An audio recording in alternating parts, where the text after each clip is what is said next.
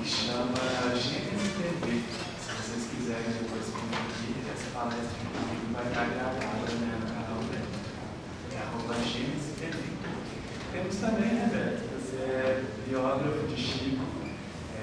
Beto tem alguns livros excelentes também, como por exemplo o Chico de algumas recordações, Chico Xavier da Nova Redenção. Inclusive tem esses livros tanto na biblioteca quanto na livraria lá embaixo, se vocês quiserem adquirir. Tem, Beto, palavras. Obrigado.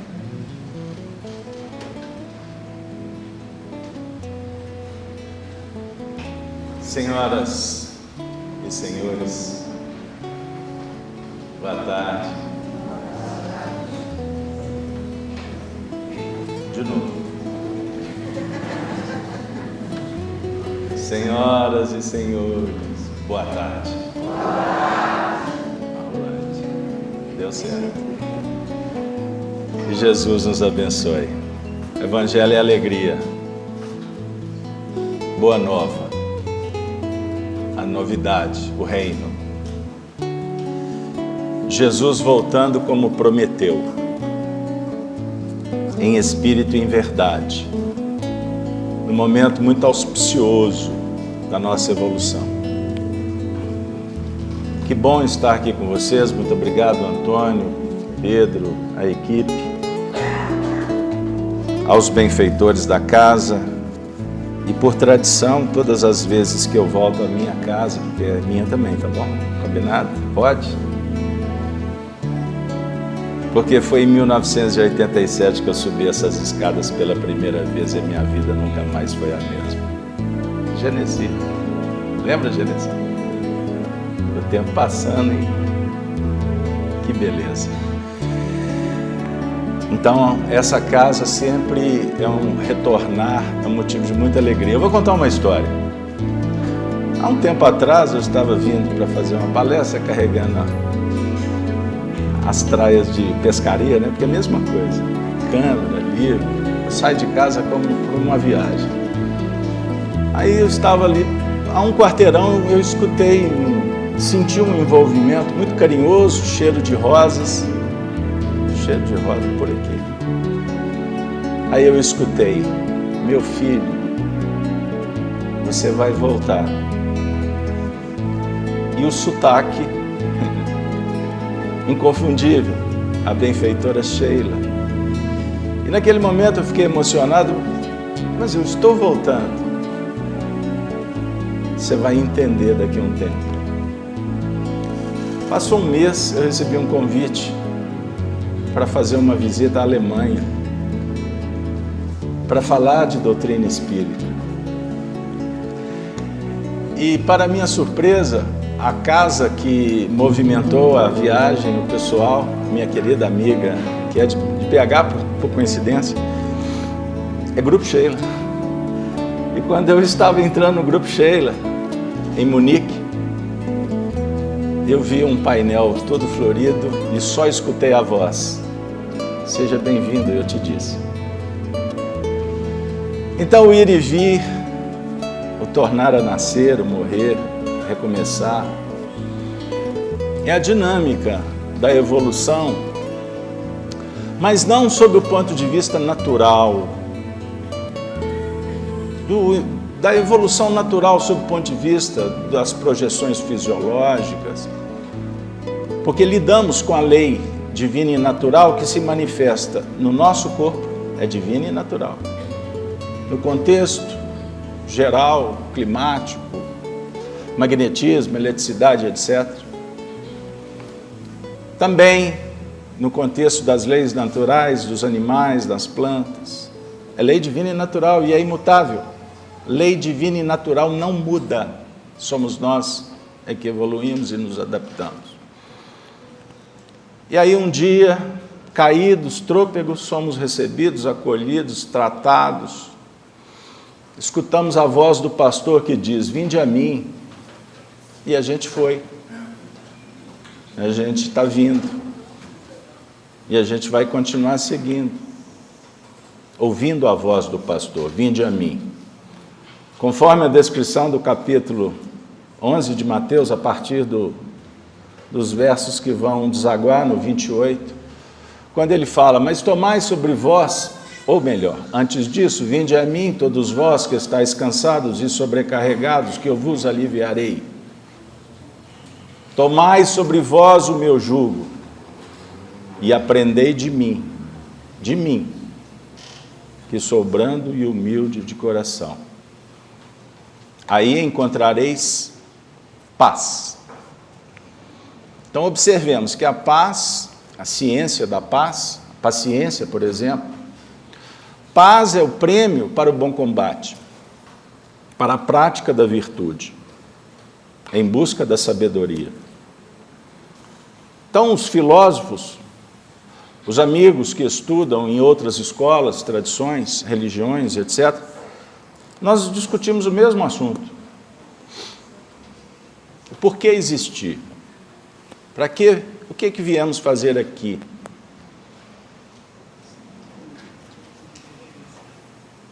Por que você veio à reunião hoje? O que te moveu? A dor, o cansaço, o trabalho, a motivação, o ambiente agradável, um papo reto, direto, gostoso, fraterno, mineiro. Só não tem pão de queijo? Devia ter.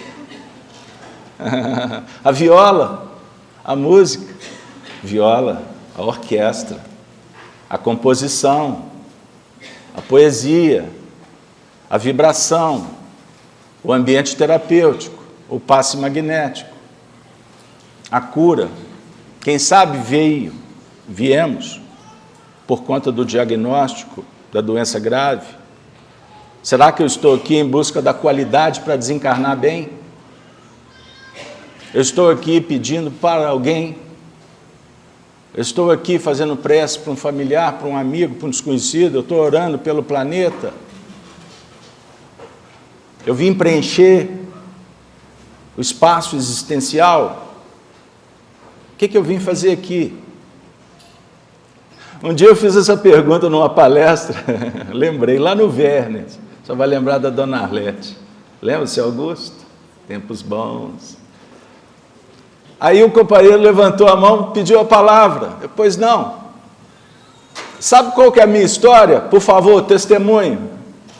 Eu vim aqui trazer a minha esposa porque eu estava desconfiado que ela estava indo para algum lugar diferente. Acompanhei. Na primeira vez fiquei no carro. Na segunda, precisei de ir no banheiro e entrei. Na terceira, fui beber água. Tem 10 anos que eu estou aqui, ela não vem mais não. Eu fiquei. História maravilhosa. Porque a esposa foi o médium para que ele...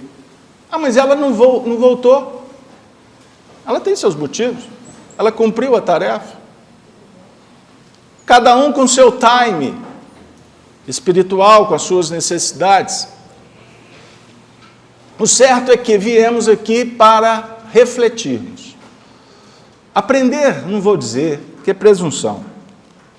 Mas viemos refletir, fica melhor. O porquê existir. Tem o conceito, tem a doutrina, tem o exemplo. Meu querido Lucas, eu ganhei a tarde hoje. E você me presenteou. Tem idade para ser meu filho. Ver essa geração que ele representa, falando de história, trazendo um vulto, Guilhom Ribeiro. Parabéns. Porque se não temos passado, não temos história.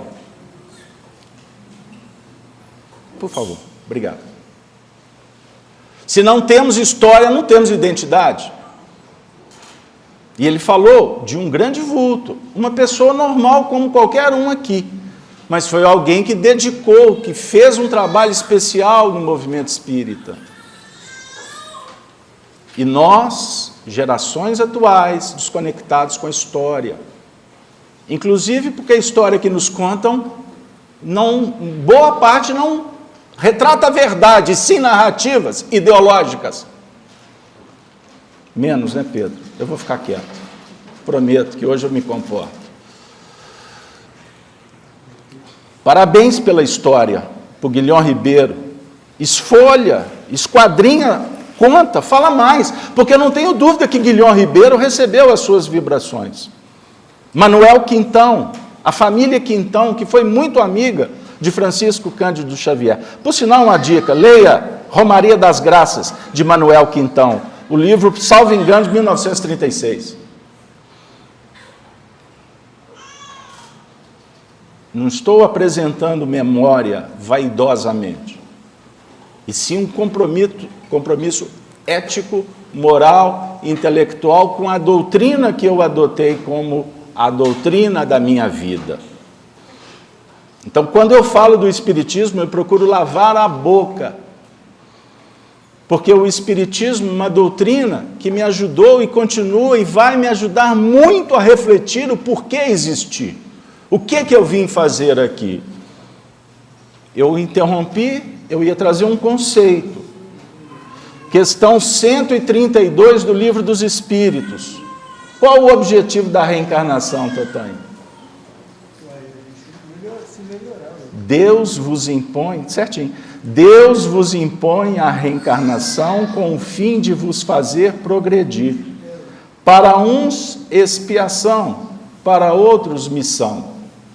Eu estou sendo honesto intelectualmente com o texto.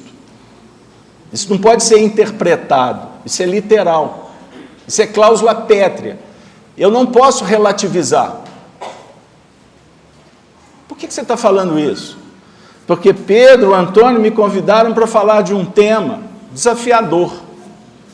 Até para aceitar o convite, viu, Pedro? Vou brincar com vocês. Qual que é o tema? Reforma íntima. Você já fez reforma em casa? Meu Deus, que caos que foi quando eu fiz lá em casa. Dizem por aí que reformar é pior do que construir. E reformar com gente morando dentro de casa. Vocês já passaram por isso? Jesus! Daqui a pouco o pessoal fica até cuspindo tijolo. De tanta areia, brita, cimento. Não é verdade? Aí veio o projeto quando tem. Porque costuma ser um mestre de obra que fala assim, ó, você vai gastar isso, vai demorar tanto tempo. Nunca vai fechar a conta, porque vai demorar mais tempo e você vai gastar muito mais. Não tem uma história assim? Porque toda hora vai descobrir um cano, sabe, aquele cabeamento. Olha, isso aqui é da época do século XVII, aí você não estava no orçamento. Então, Pedro, falar de reforma íntima é complexo. Mas o tema, ele é provocativo. Porque se eu for no literal, Jesus fala que não devemos colocar, por exemplo, remendo de pano velho em vestido novo, não é isso? Costureiras, por favor, me socorram. Eu falei alguma aberração? Não dá para colocar, não vai dar liga. O velho e o novo, não é que eles não dialogam. Dialogam muito bem em nível filosófico, moral, comportamental. Bem-aventurado aquele que bebe na fonte do seu pai, que se encanta com seu avô, com as tradições da sua família, porque eles sabem mais. Mas mesmo que você até saiba mais, porque você é um espírito mais velho, você deve respeito. E dever aqui é no sentido conjugado com o amor, não é um dever constrangedor. É ser grato. Grato é virtude, gratidão é virtude. Gratidão é a virtude de todas as virtudes. Então, quando você falar, por exemplo, da gratidão, da humildade, a gratidão está junto. Quando você falar da virtude, da adequação, a gratidão está junto. Quando você falar da virtude da simplicidade, a gratidão vem no pacote. Da coragem, a gratidão está dentro. Então, gratidão é uma das bases extraordinárias para se forjar um novo caráter, um novo homem. Sem gratidão, não posso dialogar com um caráter. Com todo respeito, sem agressão, mas com palavras diretas, sem negociar, porque não se negocia atitude quando o assunto é filosofia. O certo será sempre o certo, desde os tempos de Sócrates e Platão, perpassando Hermes Trismegisto, falando de Zoroastro, falando de Buda, falando de Cícero, falando de Marco Aurélio, falando de Allan Kardec, falando com você. O correto é o correto. Por isso que atualmente ninguém pode garantir que o homem que viaja no cosmos tem mais virtude do que o homem que andava de biga em Roma, ou perambulava nos caminhos descalços da Galileia. Virtude dialoga com a eternidade, é presente de Deus. E quando operacionalizamos com a virtude, estamos a caminho da sabedoria. Lembram que Jesus dissera: eu sou o caminho, a verdade e a vida? Ninguém vem ao Pai senão por mim. Então observemos, ir ao Pai é procurar o Pai em algum lugar. Deus está onde, afinal de contas? Porque nós sabemos que Ele está se referindo ao Criador, Ele que é o mestre, e por ser mestre, sempre dando aquele toque de classe para facilitar, para que a gente entenda a lição. Não perde viagem como um bom mineiro. Mineiro perde trem, Totonho? Ô Totonho, estava com saudade de você, Totonho. O amigo falou assim, não chama ele de Totonho, mas eu falei assim, mas a vida toda eu chamei ele de Totonho. Meu querido amigo Totonho. Hein, Totonho, mineiro perde trem? Lá em casa falam que eu sou ansioso. Eu tenho que chegar meia hora antes do ônibus partir, é óbvio. Eu sou antiquado, conservador, ortodoxo, eu sou tudo isso aí. Porque nos dias de hoje o grande lance é você rotular alguém. Dar o número para ele, dar o time para ele, dar o partido para ele, dar tudo para ele. Ele se confunde com a senha. E, na verdade, nós estamos nos perdendo, porque, na verdade, somos espíritos. Eu não sou nem mesmo esse meu nome. Eu não posso me confundir com o meu corpo. Meu corpo e meu nome são instrumentos. Eu não sou a minha família, eu transito pela família. E procurando aprender, porque preciso da família, que é a base para que eu possa exercitar o código moral, leis divinas, dentro da família, fora da família, em todos os lugares. Por isso é que reformar causa um frisson, meu querido Pedro. Pedro, quem dizem os homens ser o Filho do Homem? Perguntou Jesus, capítulo 16. Quem dizem os homens? E o Pedro se levanta. Vós, discípulos, Pedro toma a frente e diz. Eles aventam a possibilidade de ele ser um profeta, João Batista, Elias? Não, eu quero saber, e vós?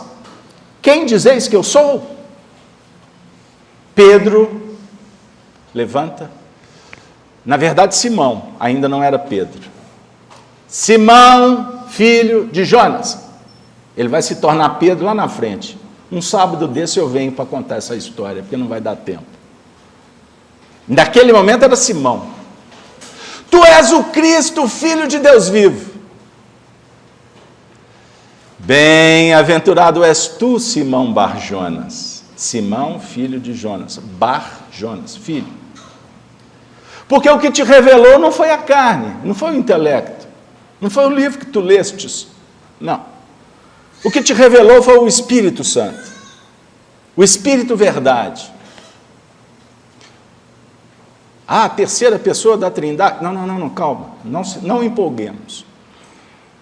O que revelou foi a sua bagagem, a sua experiência, a sua essência. E ele não estava falando, com todo respeito a Jonas, pai de Simão, ele não estava se referindo à genealogia, à árvore genealógica física.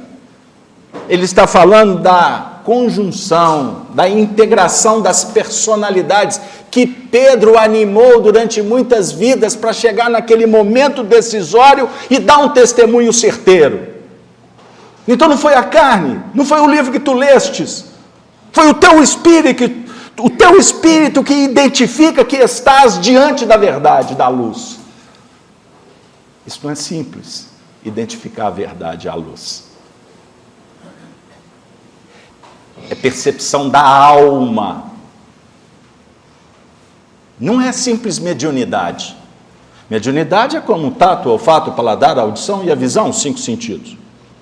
Mediunidade é o 6º sentido. Eu não estou me referindo à mediunidade. Porque mediunidade é ser intermediário. Eu posso ser, agora, como estou sendo, intermediário dos espíritos que tutelam a minha jornada e aqueles que coordenam essa tarefa. Então, qualquer deslizo aqui, perco o emprego. E vou pagar o preço. Mas eu me exponho. Porque se me expus ontem para desgovernar, para prevaricar, abusar do poder, mentir, seduzir, Deus me concede a oportunidade, por isso Ele me impôs a reencarnação com o fim de me fazer progredir, agora na primeira pessoa. Então a oportunidade está dada, para que eu possa aprender, analisando de onde eu vim, o que eu fiz, e para onde quero ir. Porque se eu não esquadrinhar, não cartografar, não planejar o projeto de vida, qualquer caminho serve. Já escutaram aquela frase, ônibus de graça, injeção na testa? É de graça, vou que vou. Aí eu adoto a síndrome do brasileiro que não está compromissado com a própria causa de ser brasileiro. Aí ele canta, deixa a vida me levar, a vida leva eu. Deixa a vida me levar. Não, a vida não me leva. Sou eu que dou a regência à minha vida como maestro, com toda a habilidade, com todo o conhecimento, com toda a sensibilidade, com toda a intuição, com toda a memória musical. O maestro acolhe amorosamente os integrantes do coral e passam a ser um só corpo, como falou Paulo de Tarso. Um só corpo, e o corpo é o do Cristo. Unidade de princípios, de ideias, conjugação de esforços, respeito mútuo, aproveitando a habilidade, o que cada um pode dar, porque todos podemos dar muita coisa. Basta querer. E, naturalmente, se preparar. Estar disposto.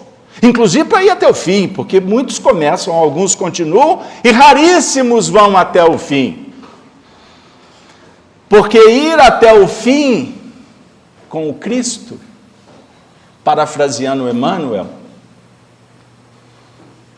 para cristianizar é necessário crucificar-se. Não existe cristificação sem crucificação, pessoal. Seria contraditório.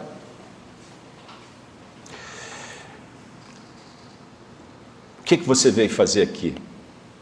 O que nós viemos passar uma tarde e que essa tarde seja agradável? Pode ser, e quem sabe é isso mesmo, nós vamos sair daqui até esquecidos do motivo que nos trouxe, porque a gente descobriu uma outra coisa. Pode ser que um portal se abra. Um portal que eu ainda não tinha identificado que existia.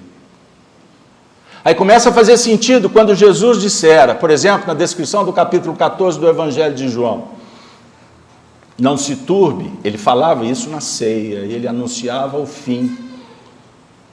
Ele contava para eles que estava indo embora, porque o reino não é desse mundo. Ele não veio aqui para governar, Ele não vem dar palpite no cenário ideológico, porque ele sabe que tudo isso aqui é contradição. Então, na terra, anotem essa frase, tudo que parece que é, não é. É impermanência dos homens, das leis, dos costumes. Basta avaliar nós mesmos. Nós somos permanentes ou alteramos tanto? Aliás, quando a alteração é exacerbada, cuidado, porque pode ter aí um quê de obsessão. E o povo não vai voltar semana que vem, quer ver? André Luiz tem uma página extraordinária. Lucas, tarefa para ti, hein? Vou transferir, não vou voltar aqui, deixar a bomba para ele. Brincadeira.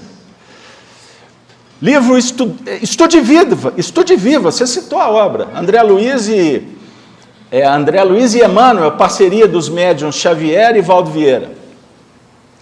Tem uma página que ele fala sobre humor, alteração de humor. E André Luiz, através do Valdo Vieira, explica como identificar uma obsessão. Parece que é obsessão simples. Agora me fugiu o título. Depois você me procura que eu encaminho para você. Como é que a gente pode identificar se estamos ou não obsedados? Aí ele vem trazendo aquelas cartilhas que no final dá vontade de fechar o livro e nunca mais voltar ali. Basta você observar as suas alterações de humor. Como que a gente vai do céu ao inferno em tão pouco tempo, sem motivo real. O indivíduo está no céu, daqui a 2 segundos ele está no inferno, daqui a 2 minutos ele vai para o limbo, daqui a pouco tempo ele está no hospital, mas quer voltar brigando. Tem um quê de problema que precisa ser identificado. O tema, reforma íntima. Nós temos que criar um périplo em torno do assunto, para a gente poder, quem sabe, chegar na seguinte reflexão, que na verdade nós não vamos reformar absolutamente nada. Por quê? Nós não vamos parar e jogar fora alguma coisa, derrubar outra parede ali para reconstruir. Não é assim o processo. A evolução, aliás, é processual. E ela vai se constituindo a partir de experiências. Então, hoje, estamos vivendo uma experiência em pleno século XXI, ano 2023. Que dia que é hoje? 28. Eu já estou quase atemporal, né? Tanto estudo, eu não sei se eu estou na quinta, na segunda... De 28. 28 os católicos de Belo Horizonte comemoram o dia de São Judas Tadeu, santo de todas as causas, principalmente as perdidas. Alguém aqui precisando de casamento? Não é santo, não, mas o São Judas é superstar.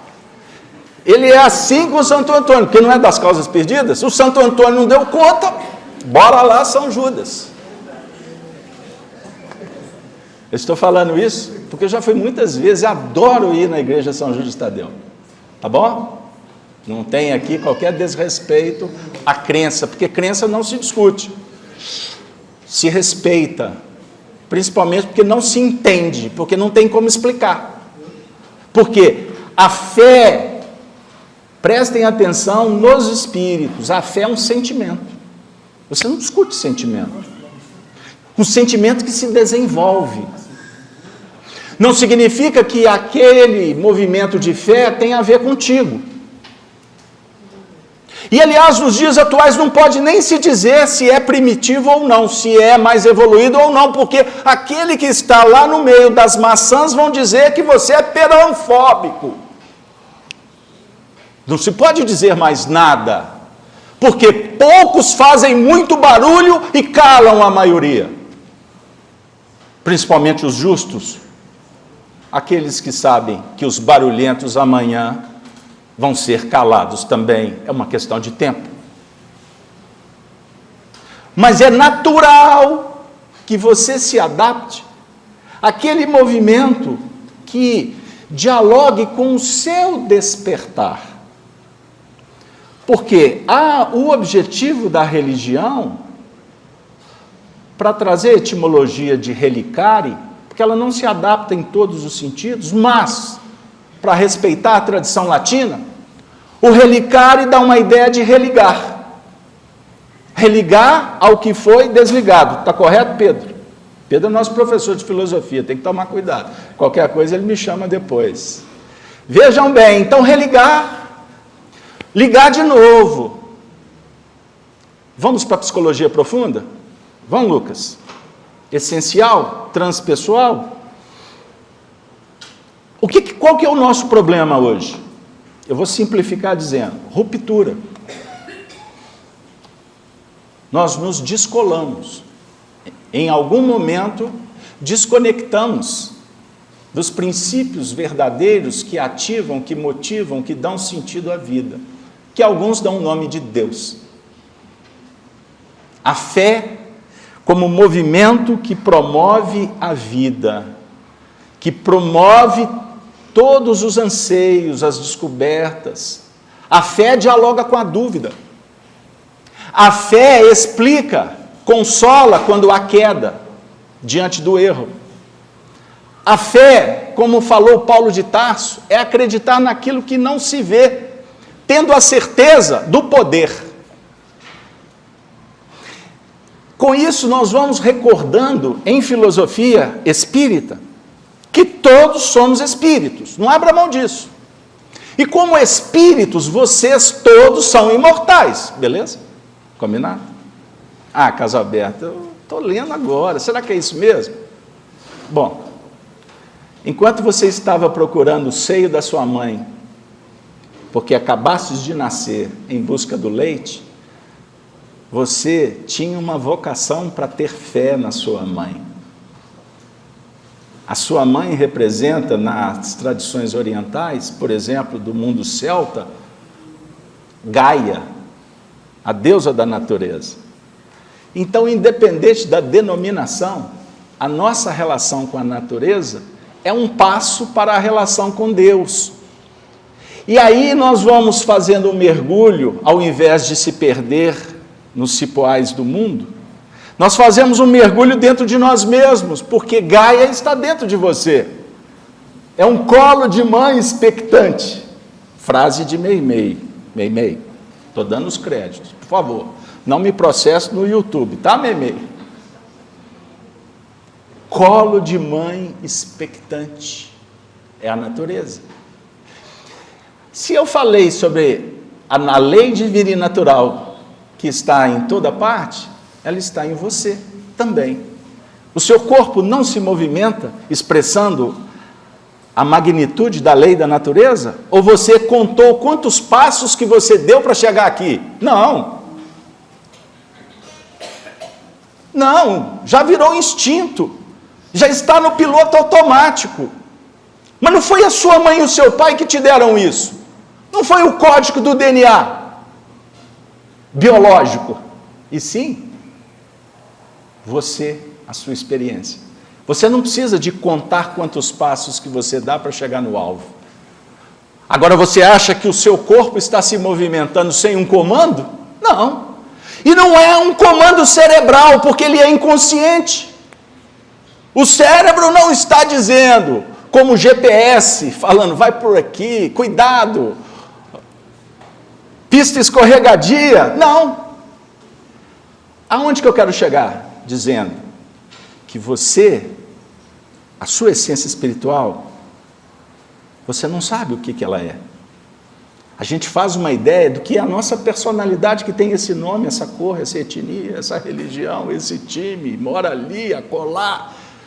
E mesmo assim a gente tem muitas dúvidas. E tem momentos que você está assim, afinal de contas, quem sou eu? O indivíduo olha no espelho e, por exemplo, é muito comum, principalmente nos dias atuais. Tirem as conclusões, porque se eu der nomes, vão dizer alguém que eu sou preconceituoso, porque não se pode mais expressar. Então eu falo figuradamente para que vocês entendam, porque aliás é um curso que eu faço para que eu também entenda. Quando o indivíduo olha no espelho e fala assim, esse corpo não é meu,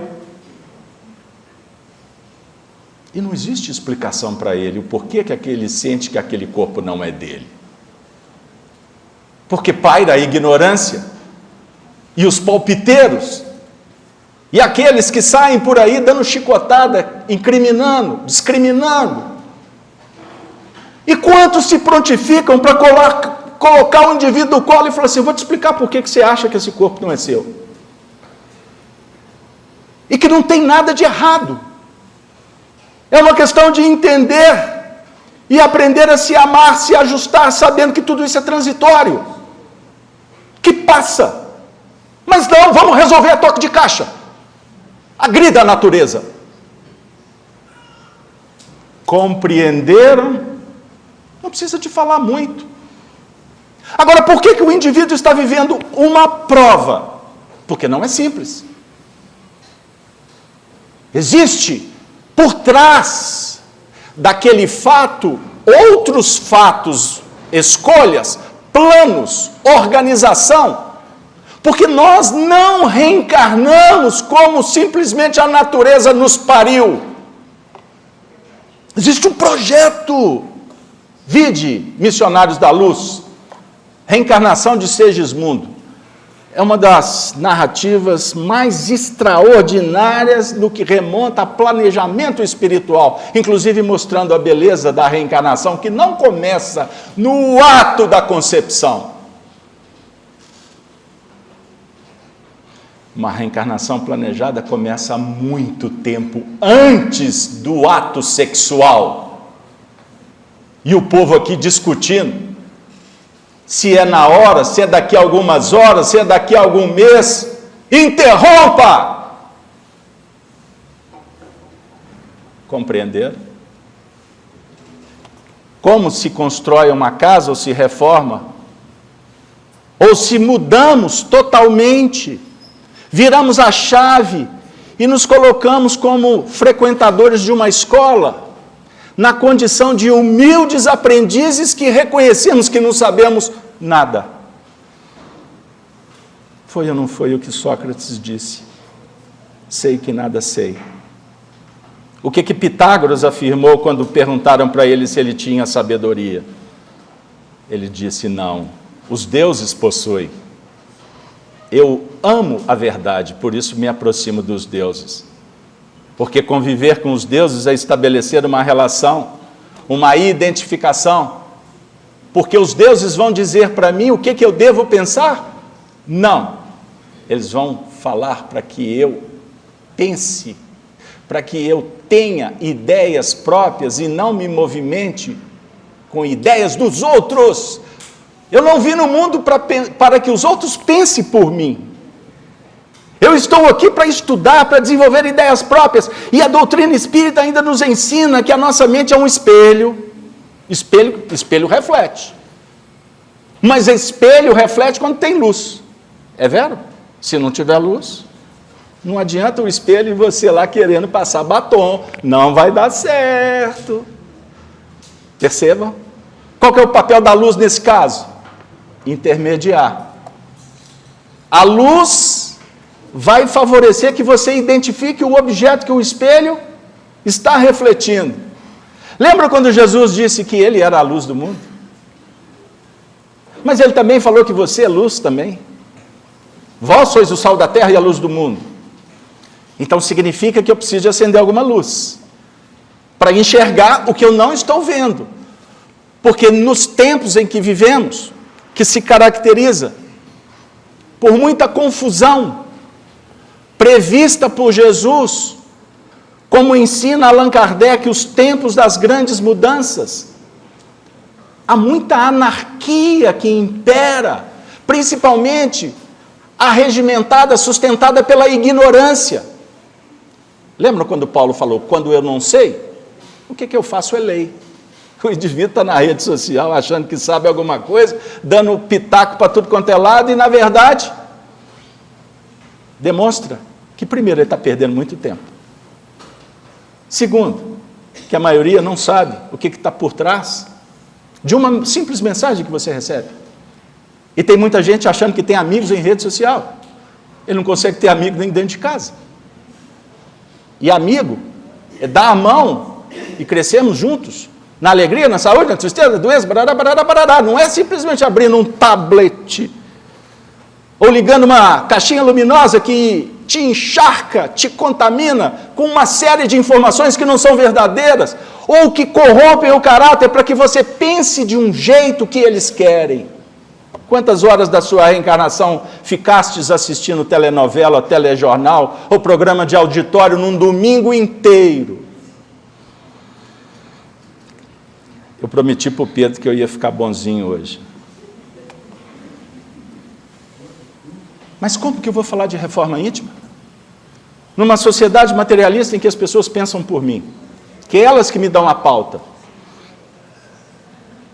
Essas discussões calorosas, elas são programadas e o povo entra. E daqui a pouco o irmão não conversa com o irmão, e etc. E é tudo que eles querem. Isso é tática romana, dividir para imperar. O caos é que nos interessa. E o que é, qual o preço que nós estamos pagando? Um caos interno. Depressão. Síndrome da ansiedade generalizada. Da obsessão. Alteração de humor. Desavença. Individualismo. E pode ser que eu vim aqui por causa da doença, por causa da falta do dinheiro. Posso ter vindo aqui por uma série de motivos. Mas quem sabe um portal está se abrindo para que eu possa começar a identificar que eu preciso de fazer uma escolha diferente, não a escolha que a massa propõe. Que enquanto você continuar negociando com a imperfeição, você não vai caminhar com as próprias pernas. Mas não é brigar com o mundo, mas é se posicionar com amor, como Jesus fez. Jesus veio ao mundo para dizer: eu não vim trazer a paz, eu vim trazer a espada. Mas ele é o príncipe da paz. Qual espada que ele oferece? Da verdade. Não é espada para você esgrimar com um semelhante. É espada da verdade. E é uma espada no Apocalipse que tem 2 gumes. Ela entra e sai. E nunca mais o mundo será o mesmo. Percebam bem. Agora, o grande lance para a gente concluir é que em todo o processo evolutivo está implícito escolhas e respostas. E para você fazer uma escolha, você tem que fazer uma desescolha. Não dá para fazer uma escolha e continuar com aquela que você entende que ela está sendo um peso, uma máscara ilusória, que te impede de ver a verdade e ser feliz. Aí vem a pergunta que não quer calar. O que eu faço? Oração. Paciência. Simplicidade na sua vida.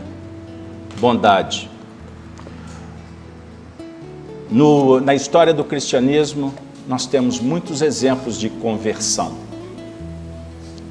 Mas gostaríamos de trazer como referência Paulo de Tarso, que na segunda epístola aos Timóteos, no capítulo 4, versículo 7, disse, e assim encerramos o encontro: combati o bom combate, acabei a carreira, guardei a fé. Paulo foi o exemplo do discípulo que entendeu que estava iludido, que estava pensando como sistema, e perseguiu cristãos, matou cristãos. Estevão morreu sob a ordem daquele juiz, inclemente, indiferente à dor alheia. E quando Estevão estava dando o último suspiro, Estevão pede perdão para o seu algoz: Senhor, ele não sabe o que faz. Eis a grande lição que preparou Paulo para receber de Jesus um abraço. Saulo, Saulo, Saulo, por que me persegues? Não recalcitres mais contra o aguilhão. Aquele homem poderoso cai do cavalo, fica cego diante de tanta luz, e em lágrimas se prostra dizendo: Senhor, o que queres de mim? Se não fosse aquele momento, pode ser que nós não estaríamos aqui hoje. Pense nisso. Um homem novo só nasce se o nosso espírito for fertilizado pelo amor.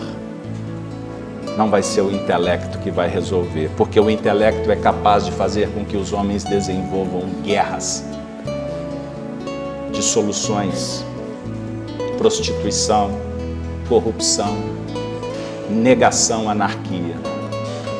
Não permita que as trevas impeçam que a luz se faça no seu coração. Chegou a hora. Mas quem vira a chave só pode ser você, ninguém mais. Vira devagarzinho, mas vira. Emmanuel nos faz recordar agora: quem faz o que pode, faz tudo. Faça o que você dá conta, sempre com amor na alma e com um sorriso no coração. Ave Cristo. Um ótimo sábado para vocês. Obrigado, Pedro. Obrigado, Totonho. Obrigado, família. Valeu. Nós te agradecemos.